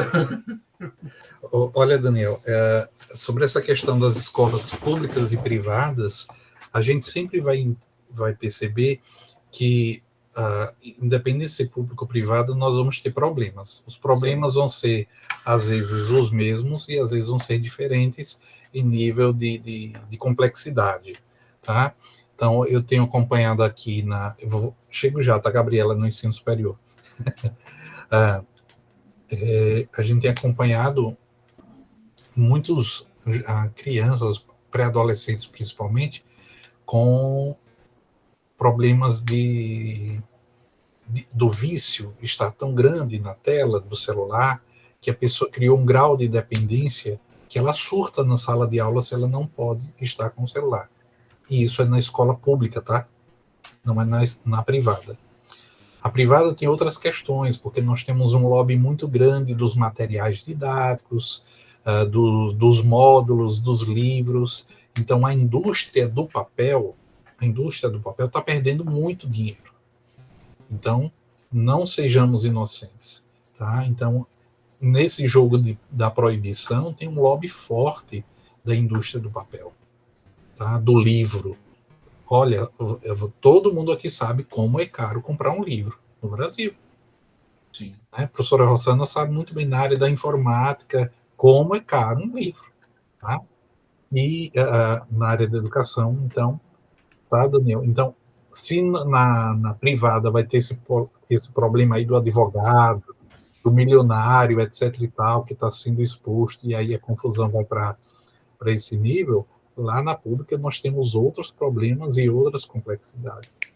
Né? A gente não pode. Aristóteles, ele dizia, e eu vou traduzir já para o nosso bom português, né? Nem 8 nem 80. Ele dizia, a virtude está no meio. Né? Então, nós que somos os professores, nós precisamos entender que, olha, dar aula só no quadro, você copiando e anotando, chega uma hora que a pessoa está aprendendo, mas depois não aprende. Né? Você aí não usa mais o quadro, não anota mais no quadro, mas você usa PowerPoints, aí você fica lá 2 horas falando com PowerPoint. Ninguém aguenta. Aprende uma coisa, mas depois não aprende mais, já perdeu o foco. Né? Então, tudo tem que ter sua medida. A escola vai virar uma lan house? Vai todo professor jogar toda hora? Não vai. Né? Então, nós precisamos exatamente equilibrar. E aí, Gabriela, respondendo tua pergunta, né, como eu estou lá na pedagogia e na formação de professores, você vai ter um público muito heterogêneo. Jovens que tiveram acesso, que jogaram, que jogam, e um outro público que nem consegue entender que o jogo pode ser utilizado numa perspectiva educacional. Né? E isso está claro. Na pedagogia eu vejo rapidinho, né? Até porque a gente faz um diagnóstico, quem joga, quem não joga, quando joga. As pesquisas sobre uso de jogos no ensino superior, elas, no Brasil, elas precisam avançar ainda mais. Tá? Até mesmo nos cursos de informática, né? Nos cursos de engenharia da computação, ciência da computação, o pessoal dizer, você vai fazer joguinho, já vai para o pejorativo. Tá? Então, nós precisamos avançar muito nessa perspectiva de entender que os jogos podem ser utilizados na arquitetura, na engenharia. A área da saúde está avançando como nunca. Na utilização de jogos, de simuladores. Tá? Para eles é muito tranquilo. Eles nem discutem se pode ou se não pode. Na área da educação, a gente ainda fica com saudosismo lá da carga horária. Não, agora tem que ter aula da disciplina X, tem que ter 50 minutos, piriri para papá. Gente, alguém não olhou pela janela e não percebeu que o mundo está diferente. Né? Tá certo? Então, os públicos são diferenciados, então a gente também precisa oferecer estratégias de ensino e de aprendizagem diferenciadas. Eu gosto muito da perspectiva da gamificação, mas eu percebo também que quando eu já peguei uma disciplina toda e gamifiquei lá na pedagogia, né? Deu certo para a maioria, mas para um grupo não deu. E aí no final ele diz assim, professor, eu não gosto de jogar. E olha que eu não usei nenhum jogo. Eu não utilizei nenhum, eu só utilizei as mecânicas, as dinâmicas, né, transformei uma disciplina totalmente gamificada. Mas ele ainda tem gente que tem a necessidade do professor copiando e ele anotando. Né? Porque se você vai para uma aula e tem aqui, por exemplo, hoje esse bate-papo, quantas aprendizagens estão acontecendo? Uma pessoa mais tradicional vai dizer assim, não aprendi nada. Não anotou nada, né? Não decorou nada. Olha, não deixem eu falar demais, não. Eu sou igual rádio de pilha com bateria nova. Eu queria... Vou anotar uma coisa só aqui. Eu pedi para o Pietro, depois o Dani, comentarem um pouco também. Claro, a Rosana vai comentar disso como professora, mas comentar a experiência dele como alunos, né? Porque eles são dois alunos da Unicinos. Porque é bacana ter essa visão, né, Gabriela? A gente tem 2 professores e tem 2 alunos aqui. Então, isso é muito bacana. Eu tive uma experiência um pouco atípica na questão da educação básica, né, não superior. que eu estudei num colégio bem progressista, que foi o João 23, que eu já comentei aqui várias vezes no Hub e tal. E eu senti que as tentativas deles de quebrar esse molde tão certinho, eu acho que não foram perfeitas, mas foram muito interessantes, assim. Eu lembro que o Nelson comentou dos curtas que os alunos fizeram pra prática lá. O meu colégio, por exemplo, fazia projetos para cada ano, tipo, tá no primeiro ano, tu vai fazer o projeto de curtas, que daí tu vai gastar um semestre todo, onde todas as matérias são englobadas, de alguma maneira, para tu fazer essa atividade específica. E eu sentia que isso gerava muito mais engajamento, gerava muito mais produção de conhecimento, não só absorção do conhecimento, sabe? Questão de tu, por exemplo, lá tu tinha que aprender um pouco de edição de vídeo, tinha que aprender questão de som, questão de línguas, porque a gente tinha que botar legendas, tudo bonitinho. E até fazia eventos, eu vou até mostrar aqui, que tinha até premiação. Ai, que eu ganhei um prêmio, felizmente. A gente tinha tipo uma noite de Oscars, ó. Eu ganhei até um prêmiozinho, que alguns... que eles chamavam cineastas pra avaliar os curtas, enfim. E isso todo ano. Aí, tipo, no segundo ano a gente tinha o 10 a 10, que a gente tinha que fazer uma pesquisa extensa sobre um grupo marginalizado. Meu grupo fez de ciganos, por exemplo. Então, assim, eu sinto que falta isso no superior, principalmente, mas também no ensino básico público de todos os lugares. Eu acho que chega esse negócio de ficar tentando deixar tudo muito quadradinho, tem toda para mim a minha visualização da questão é a grade de horário ser tudo quadradinhos, todos os períodos tudo quadradinho, o horário certinho, 50 minutos, bonitinho. Tipo, isso não... Claro, a vida de trabalho às vezes é assim, mas muitas vezes não é. Tu vai ter que fazer coisas que tu não faz ideia como fazer, tu vai ter que aprender coisas. Enfim, eu sinto que as instituições de ensino deviam muito começar a pensar desse jeito, assim, pra tentar... Eu sei que vai tirar um pouco os professores da zona de conforto, mas acho que vai ser bom, assim, de modo geral. Vai ter pessoas mais dispostas e mais prontas pra fazer tudo, basicamente. O problema, Pietro, é que nós não temos cursos que formem professores para essa perspectiva, tá? Os professores que estão saindo hoje, que estão terminando o curso essa semana, colando grau e tal, eles não foram formados para isso e vão passar 30 anos em sala de aula repetindo o mesmo modelo. Fui bem pessimista agora, né? Ninguém saia frustrado, não, tá? É complicado quando tu propõe uma quebra da sistemática, se tipo, o sistema ele vai se reproduzir, né? Então é difícil tu criar essa quebra no próprio sistema. Sim. Obviamente. Isso para qualquer tipo de sistema, né? Mas eu entendo que é complicado, mas eu acho que quanto mais os profissionais já formados vão assimilando essas ideias, acho que dá para ter algum rumo, né? Vamos ver. Dani tá com a mão levantada aí. O Daniel faz engenharia elétrica na Unicinos também, o nosso outro jovem do grupo. Não, é só porque o Fernando falou uma coisa que eu fiquei pensando, assim. Ele falou que nenhum professor sai qualificado, né, para esse tipo de...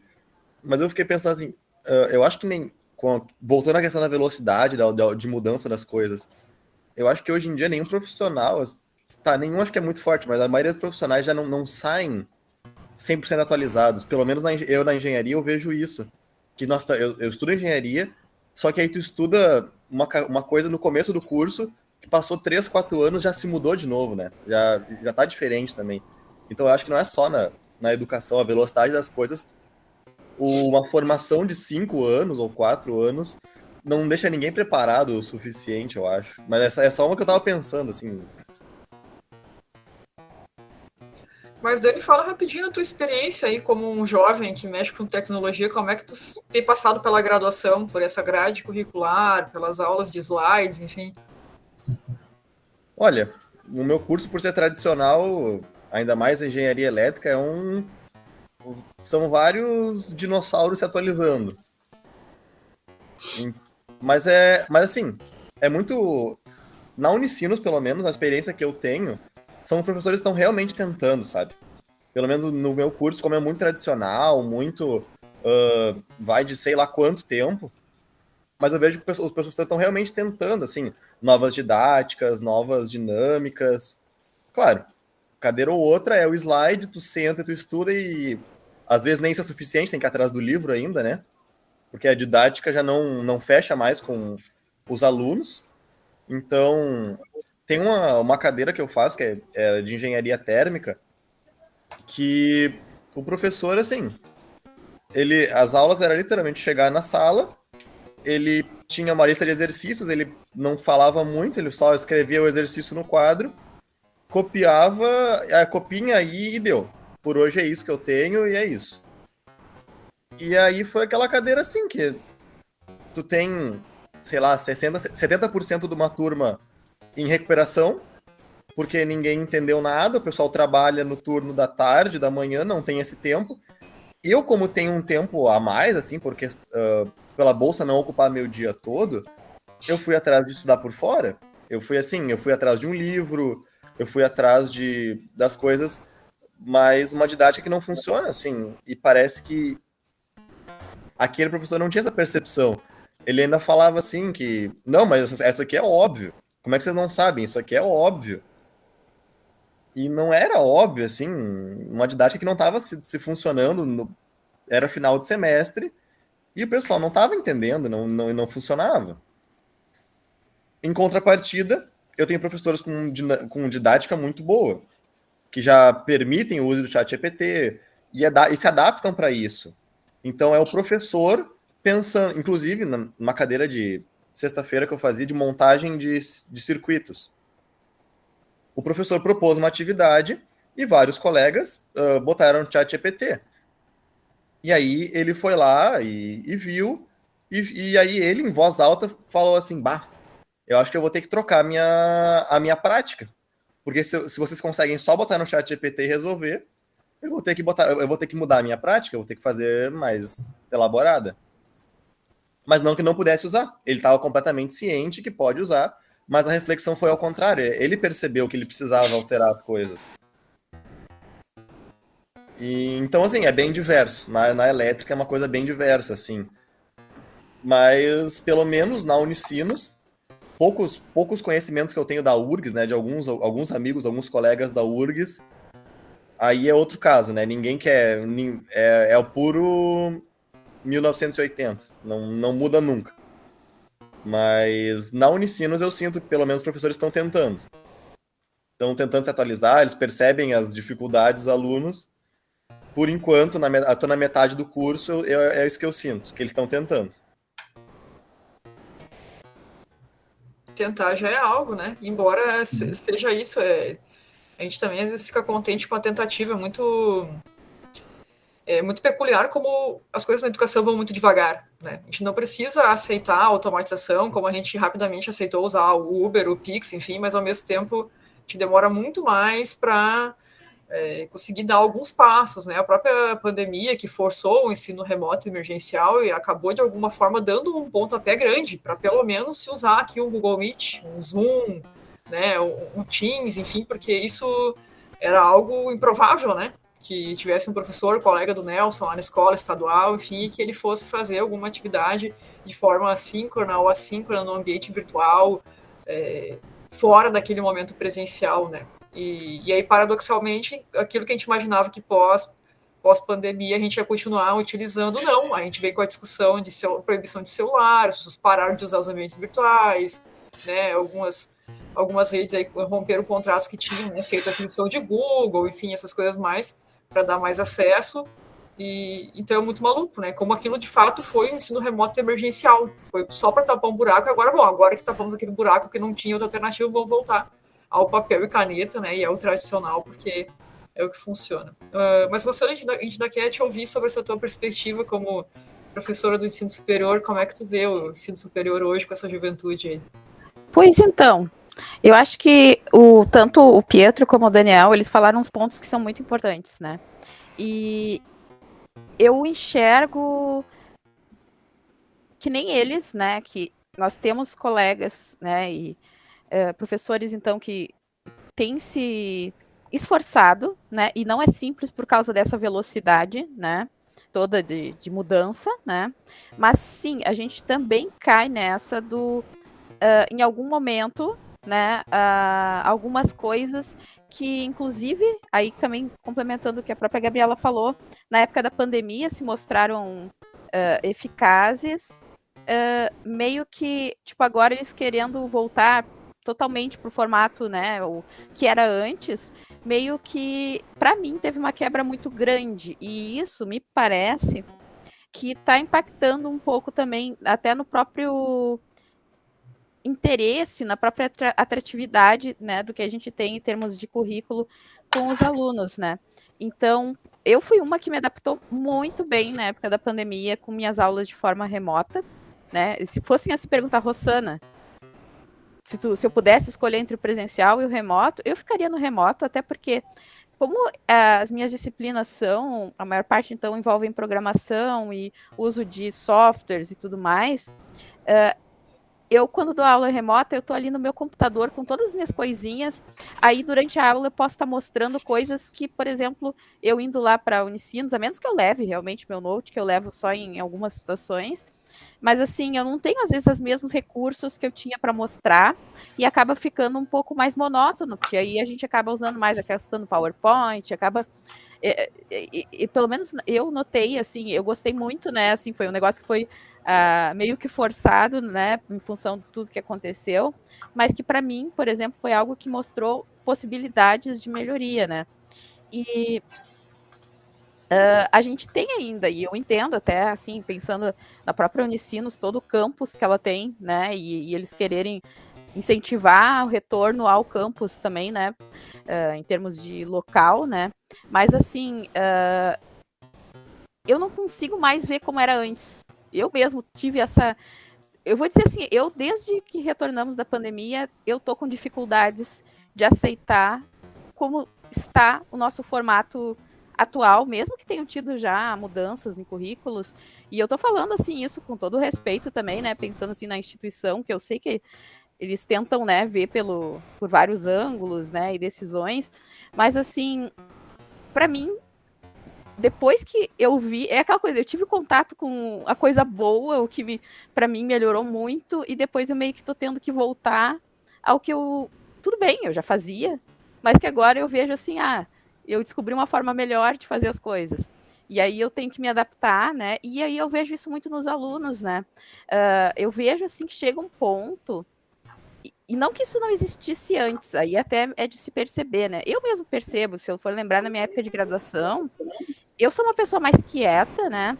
Mas assim, eu assistia a aula quietinha, prestava atenção nos professores, na época ainda, né, a gente usava caderno, essas coisas. E porque hoje em dia, né, o pessoal, minhas aulas são tudo em laboratório também, né? Então, mas assim, só que eu na minha eu ficava, ia até um ponto da aula e depois chegava a dar quase uma dor de cabeça, assim, eu desligava, porque chegava um ponto que para mim era muita coisa, era maçante, né, a maior parte das aulas, né? E eu percebo isso na nossa geração, assim, na nossa geração, na geração atual dos alunos, né? Eles vão para aula e até um certo ponto dá para ver que eles acompanham, depois acaba, sabe? É algo assim que eu tenho tentado, eu tava esses dias até pensando, né? Como eu tenho até ministrado menos conteúdo, né? Vem falando bem tradicional, em aula do que em tempos anteriores, e não porque isso seja uma coisa assim, que horror, ela tá dando menos conteúdo em aula, mas porque eu tenho percebido mais do que antes que não adiantava antes enfiar a goela abaixo, né? A gente tem, né, 3 horas de aula e tem que ocupar tudo com, entre aspas, conteúdo ou com alguma atividade para entregar na hora, alguma coisa assim, porque a gente e isso tem a ver um pouquinho com a nosso novo comportamento, eu acho que a gente pode dizer, né, um pouquinho relacionado à questão da tecnologia e tudo mais, nossa própria atenção não é mais a mesma, né? Se eu mesmo digo que em épocas de graduação, para mim, o tempo de aula já era demais, né? Eu chegava a um ponto que eu desligava, eu só copiava e depois eu estudava, né? Porque eu via que eu não conseguia dar conta ir até o final com todas as explicações, né? E hoje em dia eu acho que é a mesma questão, se a gente mantém engessado dessa forma como ainda, infelizmente, ainda tem, né, em disciplina, em tempo de aula, em ter que estar presencialmente naquele momento, né? Tem horas que acaba sendo meio, na minha opinião, desperdício, porque os alunos não vão mais ter aquela atenção, e eu não estou nem falando da falta de interesse, porque sim, obviamente, pode ter também essa questão de ser tão tradicional, tão engessado, que também não tem o interesse. Mas eu vejo, em geral, pelo menos assim, nas disciplinas que eu ministro e nos cursos, que em geral eles têm interesse, só que chega um momento que é cansativo, que é sempre a mesma coisa, que é sempre, né, então... E aí é aquela coisa, né, faz a chamada e o pessoal se manda, né?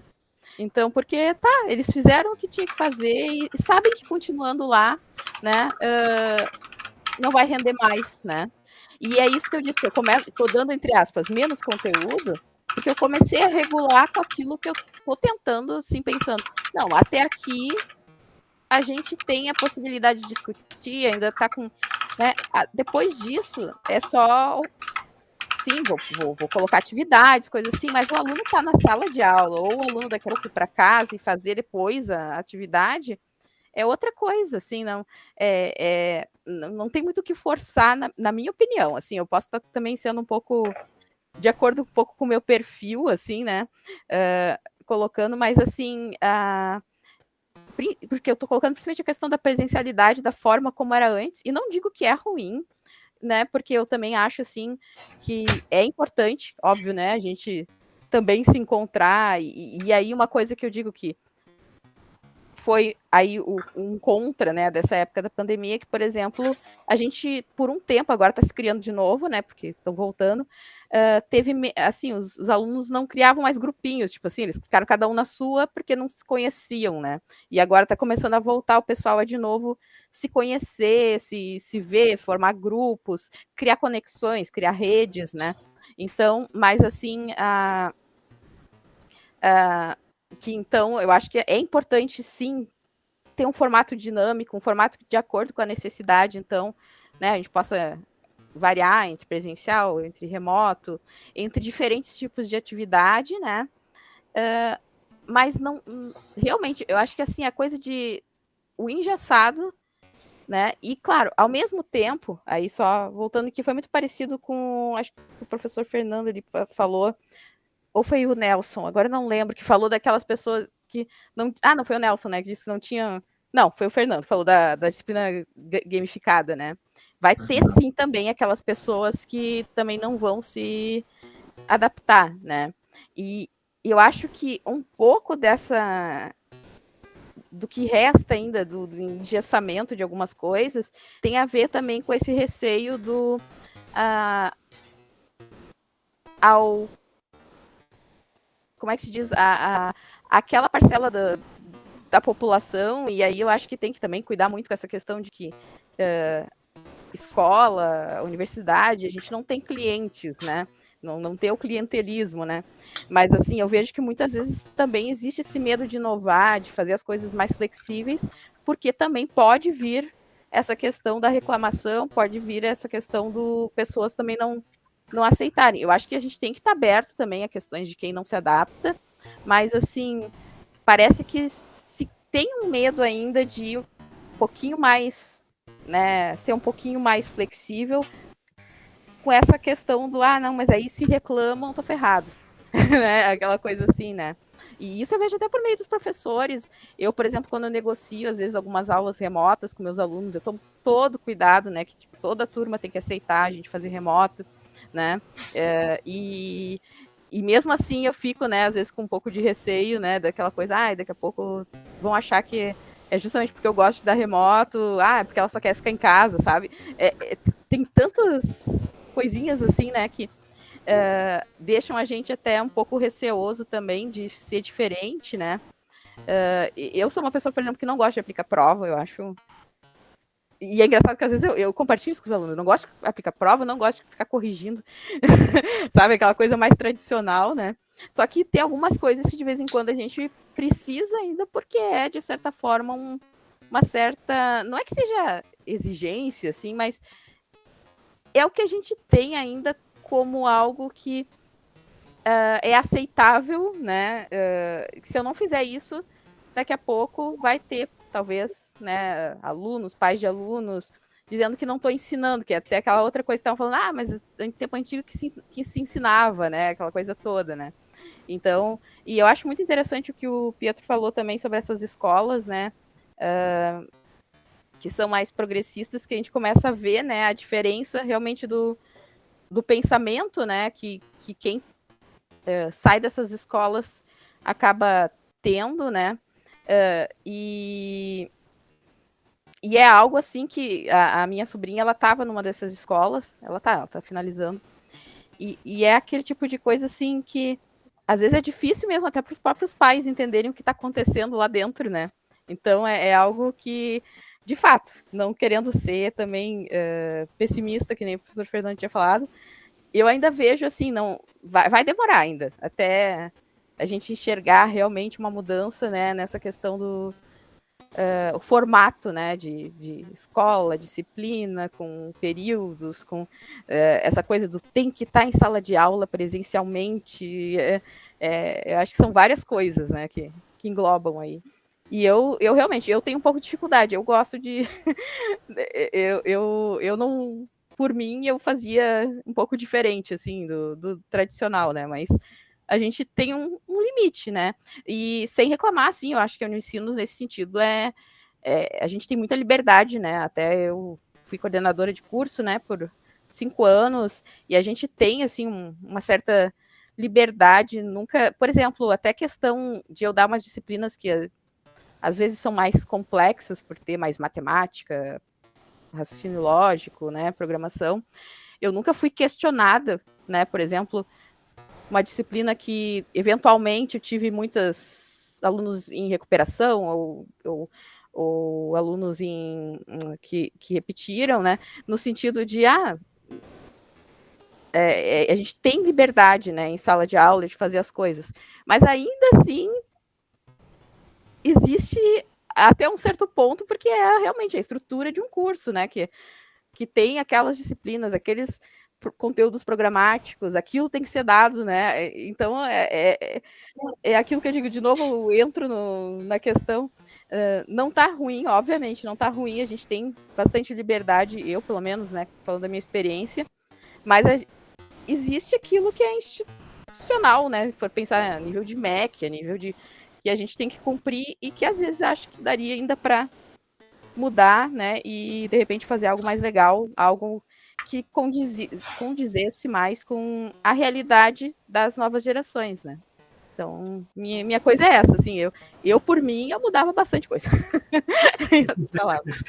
O currículo de formação de professores é complexo, viu, Rossana? Totalmente. Veja só, nosso curso de pedagogia, ele tem 3.600 horas, curso todo. Ele só tem um componente curricular de 72 horas que trata de tecnologia e educação. Igualzinho. Então, o professor vai sair preparado para uma sala de aula onde ele vai utilizar os dispositivos? E aí, na minha última turma, a gente terminou agora há pouco o semestre, uma turma muito heterogênea, tinham 2 pessoas já de uma idade que não eram mais jovens, né, mas estavam numa outra juventude, uma inclusive fez 50 anos agora, em setembro, e ela me apelidou de meu malvado favorito. Por quê? Porque eu exigia que eles usassem um ambiente virtual de aprendizagem como um dos suportes da sala de aula, de um curso presencial, né? E agora tem outra discussão do que é presencial. Peraí, nós estamos presenciais ou não? Né? Então, é uma outra discussão. Alguém estava falando aqui da questão de usar o ChatGPT, é outra discussão que está muito na crista da onda, né? Essa questão da inteligência artificial, E aí eu fico me perguntando, a Polícia Federal parou para perguntar se a gente concordava ou não com o reconhecimento facial nos aeroportos? Está utilizando, simplesmente está utilizando, né? Alguém perguntou se nós queríamos que os nossos smartphones tivessem para o desbloqueio o reconhecimento da digital ou reconhecimento facial? E a gente simplesmente mudou, né? Não, meu celular é arcaico porque ele não tem reconhecimento facial. Ele é do tempo lá dos dinossauros, do Google, né, Nelson? Então, tem algumas discussões que a gente precisa pensar o que está por trás dessa discussão. Né? Então, quando se levanta a bandeira, vamos discutir se pode ou se não pode utilizar inteligência artificial. Eu acho que não é essa a questão, se pode ou se não pode. A questão é, nós estamos preparados para? Nós vamos saber orientar os alunos para que eles utilizem? Né?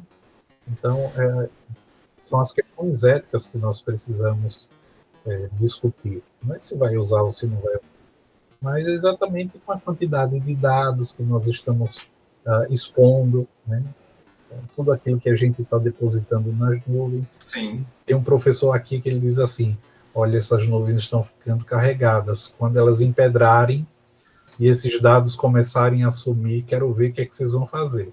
Vai chover, quando sobrecarregar a nuvem, vai precipitar.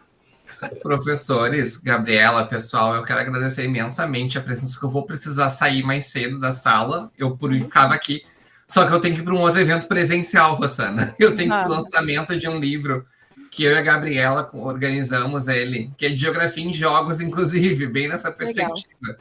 Ótimo, aí eu já pergunto até que horas que nós vamos aqui, que eu preciso me organizar. Eu já vou, agora o Nelson vai sair, obrigado, Nelson, sei que tu tem que correr lá no evento, tem que se deslocar ainda da Zona Sul. Até o Campus do Vale, aqui, aqui em Porto Alegre, ele está do outro lado da cidade, estou na Zona Sul, e ele está na Zona Leste.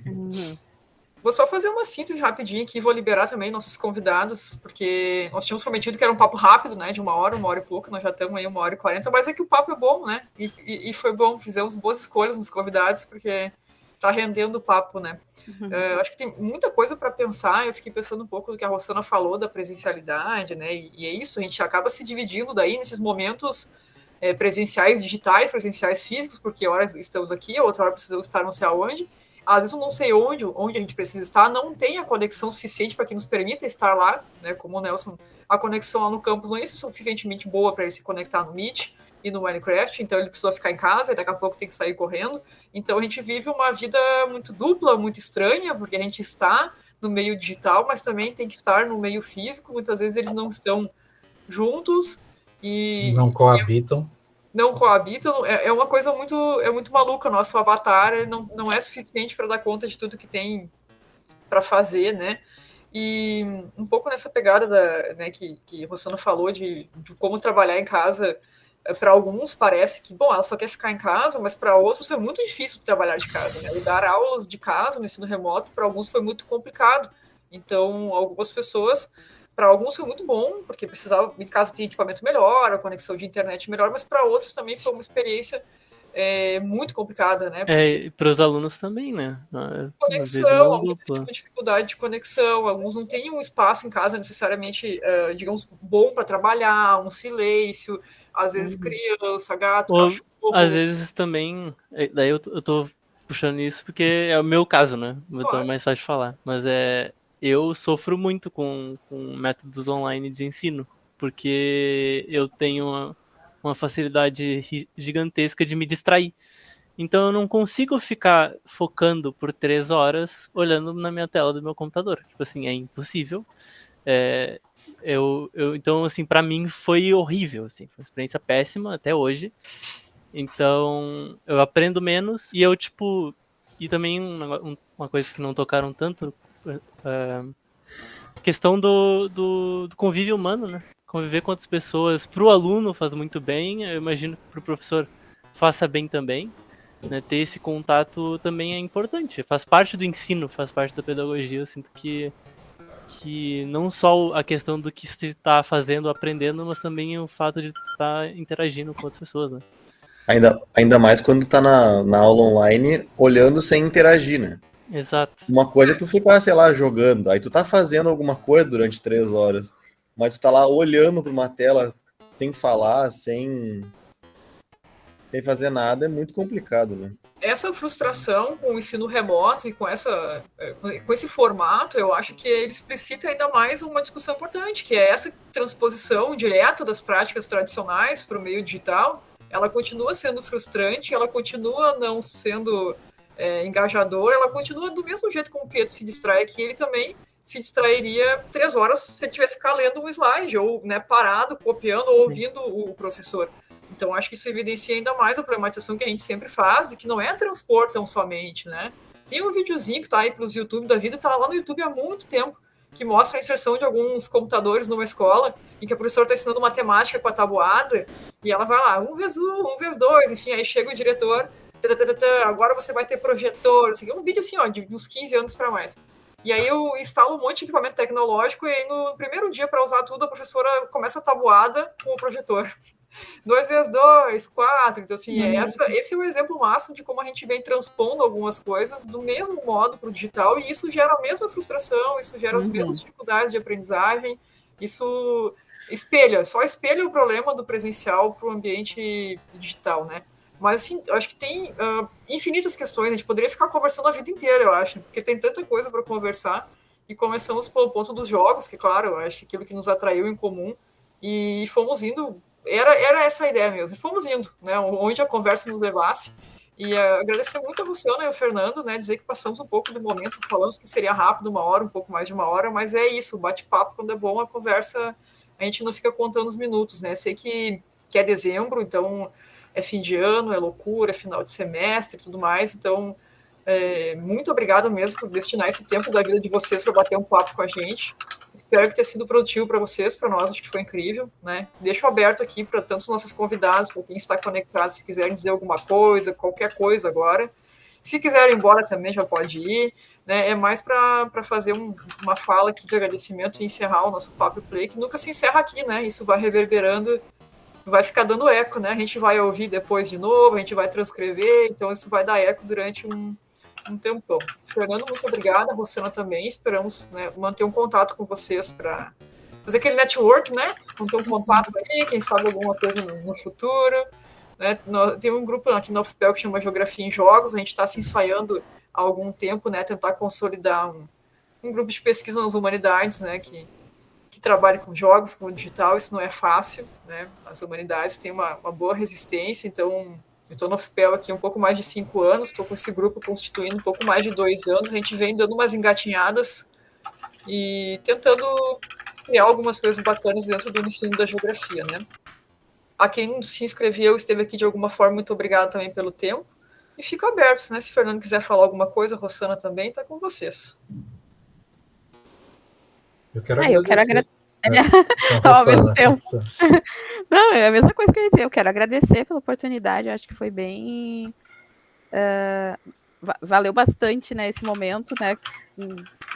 E eu acho muito bom ver por outras perspectivas, né? Também tudo isso que a gente está passando, estamos todos passando, né? Então, acho que é importante.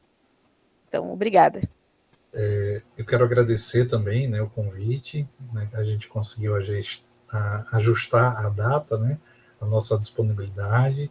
Obrigado aí pela parceria, professora Rosana. E assim, também adoro trabalhar de casa.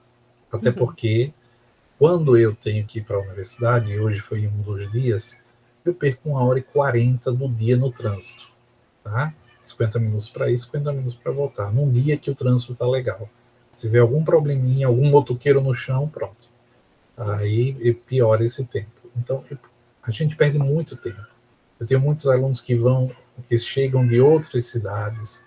Então, esse tempo é um tempo muito perdido. Mas também reconheço aquilo que a Gabriela colocou, que nem todo mundo tem a mesma disponibilidade de equipamento, de tecnologia, né? Lá na pandemia, eu tinha um amigo que ele tinha que trabalhar com computador, a esposa tinha que trabalhar remoto, e ele tinha 3 filhos na escola. Ele não tinha equipamento para 5 pessoas. Tá? Então, eles tinham que se dividir no tempo, quem faz o que em que hora. Né? Então, a gente volta ao Aristóteles, né? Nem 8 nem 80. Né? Então, a gente precisa equilibrar as coisas. Né? Muito obrigado, desejo a vocês aí boas festas, tá? E vamos para as próximas. Obrigado, Fernando. Obrigado, Rossana. Obrigado a todo mundo que esteve com a gente aqui. Pietro, que jogou um monte aqui para nós, nos deixou todo. E até a próxima. Até. Tchau, tchau.